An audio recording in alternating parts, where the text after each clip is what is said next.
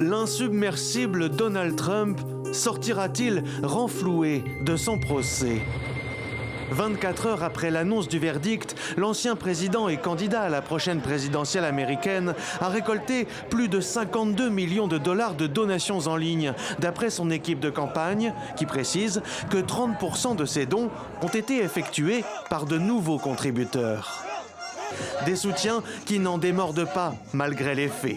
Qu'importe qu'il ait été reconnu coupable de 34 chefs d'inculpation retenus contre lui, d'avoir falsifié des documents afin de dissimuler des paiements à une ancienne actrice de films pornographiques pour lui acheter son silence.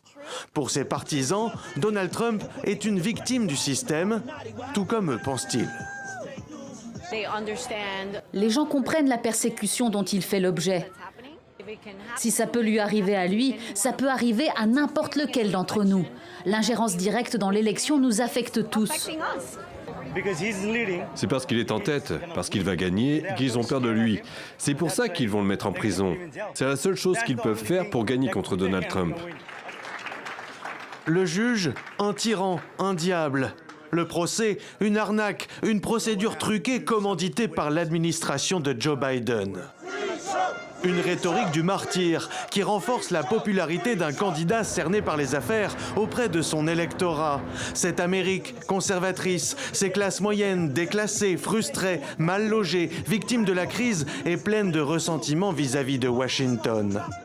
Si les convictions de ses partisans se consolident, l'électorat de Donald Trump grandit-il pour autant à l'approche de la présidentielle ?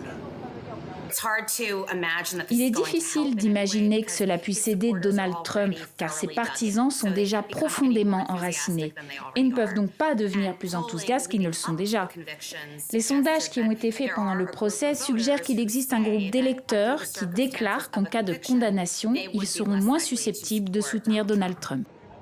À l'inverse, rien n'indique que l'Amérique de 2024 éliminera un candidat félon, selon les termes du tribunal de New York, quand bien même d'autres procès le menacent, et que la Cour suprême doit se prononcer d'ici fin juin sur son immunité dans le dossier de l'attaque du Capitole le 6 janvier 2021.